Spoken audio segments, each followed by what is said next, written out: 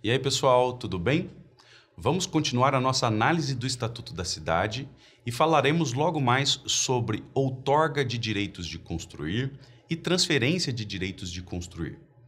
No entanto, antes de entrar nesses conceitos, nesses instrumentos tão interessantes do Estatuto da Cidade, é muito importante que nós retomemos esse conceito básico do direito de construir.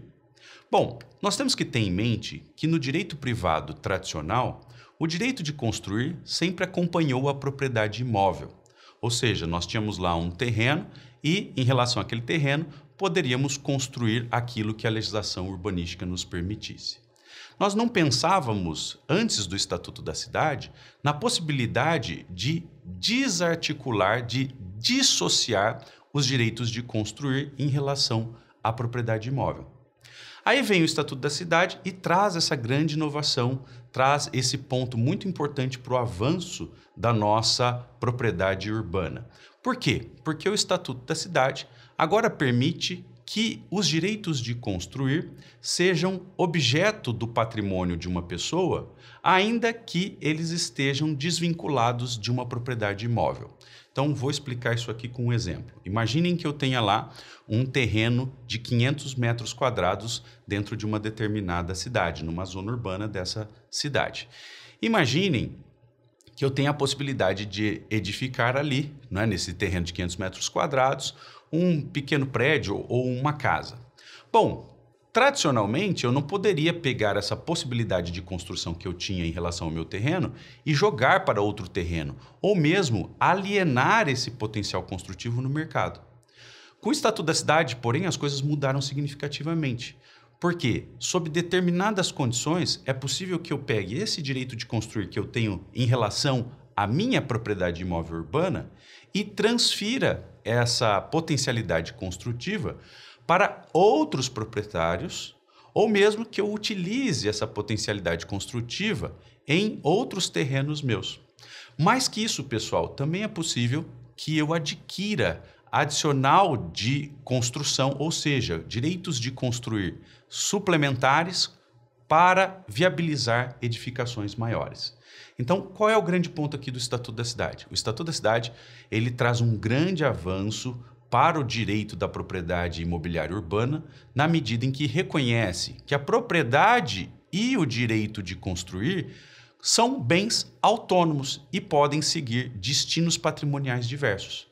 Então vejam, hoje é possível que uma empreiteira, por exemplo, adquira direitos de construir em relação a uma determinada cidade, ainda que ela não tenha qualquer tipo de imóvel urbano ali. Então veja, é possível que ela tenha no seu patrimônio direitos de construir sem que tenha o imóvel da onde retiramos esse direito de construir. E é possível que ela use isso em várias situações ou que ela negocie isso no mercado em determinadas condições que nós vamos estudar logo mais em aulas sobre os instrumentos do Estatuto. Tá certo? Bom, para nós entendermos esse conceito de direito de construir, nós precisamos antes retomar a ideia de coeficiente de aproveitamento. Esse é um conceito técnico do direito urbanístico muito relevante na prática. Esse é um pressuposto para nós compreendermos toda a lógica do Estatuto da Cidade e dos instrumentos que nós vamos debater nas próximas aulas. O coeficiente de aproveitamento, pessoal, nada mais é que a divisão da área edificável pela área geral do terreno. Então vejam, se eu tenho um terreno de 1.000 metros quadrados e nesse terreno eu posso edificar uma construção de 500 metros quadrados, eu divido 500 por 1.000 e chego ao coeficiente de aproveitamento de meio. Se eu tenho esse mesmo terreno de 1.000 metros quadrados e nele posso, de acordo com a legislação urbanística, construir 2 metros quadrados, então divido 2.000 por 1.000 e chego a um coeficiente de aproveitamento de 2. Tá certo? Bom, o que acontece aqui no Estatuto da Cidade? Até o coeficiente mínimo, é preciso que o proprietário cumpra o seu dever de edificar. Ou seja, a legislação diz que se alguém tem no seu patrimônio um imóvel urbano, é preciso que se edifique nesse imóvel urbano até se cumprir esse coeficiente mínimo de aproveitamento. Tá certo?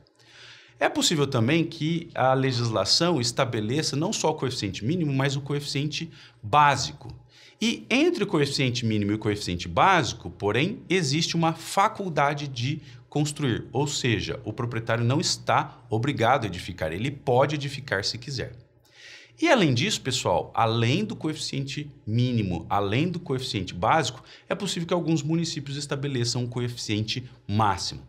E entre o coeficiente básico e o máximo, existe uma possibilidade de edificar desde que o proprietário adquira direitos de construir adicionais, tá certo?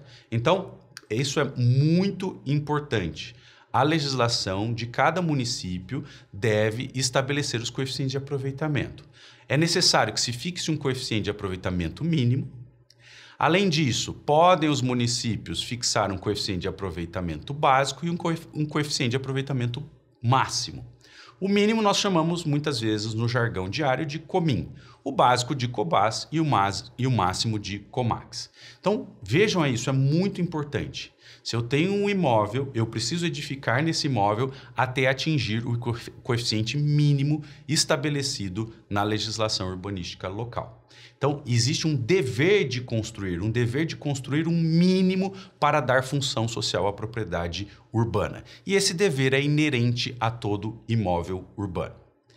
Entre o coeficiente mínimo e o básico, eu posso construir algo adicional, eu tenho uma faculdade de construir. E essa faculdade também é inerente ao imóvel, eu não preciso adquirir nenhum direito de construir adicional para isso, tá certo? E, finalmente, entre o coeficiente básico e o máximo, existe uma possibilidade de construir, como eu já mencionei, mas aqui não bastam os direitos de construir originários daquela propriedade que está no meu patrimônio. Eu preciso adquirir direitos de construir adicionais, tá certo? Então, repetindo, isso é muito importante. Até o coeficiente mínimo, dever de edificar ou construir. Entre o mínimo e o básico, uma faculdade de construir a critério do proprietário. E entre o básico e o máximo, nós temos uma possibilidade de construir desde que se adquira direito de construir adicional. Tá bom? Vamos entender isso aqui com um pouco mais de detalhes. Esses coeficientes que eu mencionei, que equivalem à área edificável dividida pela área do terreno, são percentuais, são valores definidos pela legislação urbanística de cada município. Então vejam, pode ser que num município muito pequeno, em que não haja grande pressão imobiliária, não faça nenhum sentido definir coeficiente máximo, tá certo? O que é importante que todos os municípios façam é definir sempre o coeficiente mínimo. Outra coisa importante, não é necessário que o coeficiente de aproveitamento, mínimo, básico ou máximo, seja idêntico para todas as áreas da cidade. É possível que a legislação local defina coeficientes diferenciados de acordo com cada zona que forma a área urbana, tá certo? E, por fim, é muito importante nós destacarmos que o Estatuto da Cidade, que é a nossa lei nacional do direito urbanístico, utiliza esse conceito de coeficiente de aproveitamento, mas o Estatuto da Cidade não impõe qualquer coeficiente, ele não define os percentuais, ele não define os valores dos coeficientes, ele apenas utiliza esse conceito e, portanto, cabe à legislação do município, como eu disse, fazer esse detalhamento por meio do seu plano diretor, por meio da sua lei de uso e ocupação e parcelamento do solo e assim por diante. Tá certo, pessoal? Bom, e para finalizar, como é que fica aqui a situação do proprietário? Como é que um proprietário pode, eventualmente, superar o coeficiente básico para construir além desse coeficiente até o limite máximo dado pela legislação? Bom, aqui, pessoal, nós temos 3 instrumentos previstos no Estatuto da Cidade que viabilizam essa negociação de direitos de construir. Nós temos a outorga onerosa, que está prevista no Estatuto da Cidade, lá no artigo 28. Nós temos a transferência do direito de construir, prevista no artigo 35 do Estatuto, e nós temos também os certificados de potencial construtivo, que são títulos mobiliários que equivalem a direitos adicionais de construir e que são negociados em razão de operações urbanas consorciadas.